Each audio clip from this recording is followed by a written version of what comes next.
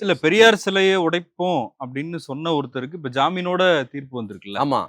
அது அவருக்கு வந்து குற்றவாளின்னு தீர்ப்பானதே பெரிய விஷயமா நான் பார்க்குறேன். ஏன்னா, இதற்கு முன்னாலேயே அவர் அப்படிலாம் இல்ல அப்படின்னு தள்ளுபடியா இருக்கு அந்த கேஸு. அதுக்கு மேல இது போய் தான் இந்த விசாரணையில தான் அவர் குற்றவாளி, அவரு தான் அத சொல்லியிருக்கிறாருன்னு வந்துற தீர்ப்பு இருக்குல்ல, அந்த தீர்ப்ப நான் வரவேற்கிறேன். அந்த தீர்ப்ப குடுத்த நீதிபதிய நான் மதிக்கிறேன். அதுக்கப்புறம் உடனடி ஜாமீன்ங்கிறது நமக்கு அவர் குற்றவாளியின் தீர்ப்பாகுறதே பெரிய விஷயம்னு நான் கருதுறேன். போன தீர்ப்புக்கும் இந்த தீர்ப்புக்கும் பெரிய விஷயமா இல்ல இருக்கு. ஆனா அர்ஜுன் சம்பத் பையனை கைது பண்றாங்க.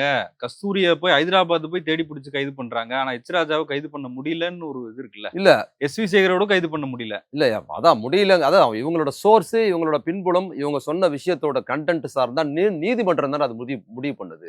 இப்ப நீதிமன்றம் தானே தீர்ப்பு குடுத்திருக்கு. இது நீங்க அரசோட சேர்த்து பேசக்கூடாது. நீதிமன்றம் சொன்ன தீர்ப்போட சேர்க்கப்படுது. இன்னொன்னு நீங்க சொல்லாம, சீமான கூட தான் கைது பண்ண முடியல. அவரும் நெறைய தான் பேசுறாரு.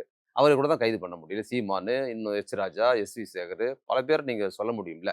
ஆனா இந்த தீர்ப்ப நான் சிறப்பா பார்க்குறேன். நீதிபதி கரெக்ட்டா அவர் ஒரு குற்றவாளின்னு அறிவிச்சிருக்கிறார்ல. அது ரொம்ப முக்கியமானது. அவர் ஜெயில்ல இருந்தாலும், உள்ள இருந்தாலும் அவர் ஒரு குற்றவாளி. அப்படிங்கிறது வந்து முடிவானதுங்கிறது நான் அந்த தீர்ப்ப வரவேற்கிறேன். பெஞ்சல் புயல் அது பாண்டிச்சேரியில ஒரு மிகப்பெரிய பாதிப்பை ஆமா. ஏற்படுத்தியிருக்கு. பக்கத்துல கடலூர், விழுப்புரமும் அந்த பாதிப்புகள் இருக்கு. இந்த சூழல்ல பாஜக வை சேர்ந்தவர்கள் வந்து அண்ணாமலை அப்படின்ற இன்னொரு புயல் தமிழ்நாட்டுக்கு வந்திருக்கு ஆமாமா. அப்படின்னு பேசிக்கிறாங்க. எப்படி பார்க்குறீங்க? அதாங்க தமிழ்நாட்டுல வந்து புயல் வந்து மழை பெஞ்சு புதுச்சேரி, தமிழ்நாடு விழுப்புரம், கடலோர மாவட்டங்கள்ல வந்து அவ்வளோ துயரத்தோடு சீரழியும்போது, இன்னொரு புயல் வந்து இறங்குது இங்க அதே மாரி சீரழியுது. புயலும் மழையும் சீரழிக்குது இங்க மக்கள. அந்த நேரத்துல ஒரு புயல் வருதுன்னு சொன்னா, அவைங்களே சரியான குறியீடுல தான் சொல்றாய்ங்க. சரிதான் புயல் வந்து சீரழிக்குது. அது மாரி ஒரு புயல்ங்கிறத நம்ம அவங்க சொன்னத நம்ம ஆதரிக்கிறோம். கரெக்ட்டு தான்.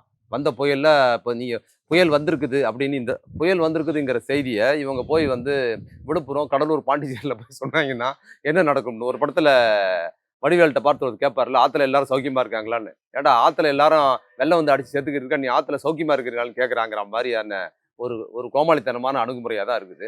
மக்கள் அவ்வளோ தூரம் பிரச்சனையில இருக்கும்போது, இவைங்க வந்து லண்டன்ல இருந்து வந்தவர வந்து புயல் வந்து இறங்கியிருக்குது, கரை கடக்க போகுது அப்படின்னு இவங்க சொல்றது இருக்குல்ல. என்ன பண்ணுச்சு அந்த புயல் வந்து? பாஜக என்பது தமிழ்நாட்டுக்கு ஒரு சீரழிவை ஏற்படுத்துதுங்கிறது தெரியும். புயல் போன்ற விஷயங்கள்ங்கிறது தமிழ்நாட்டுக்கு வந்து புயல் எப்பவுமே மக்களுக்கு நன்மை மழை வேணுமா மக்களுக்கு நன்மை செய்யும். ஆனா புயல் ஒருபோதும் மக்களுக்கு நன்மை செய்யாதுங்கிறது தெரிஞ்ச குறியீடு தான். அதனால இந்த மாதிரி கோமாளித்தனங்கள் நம்ம பார்த்துட்டு தானே இருக்கோம்.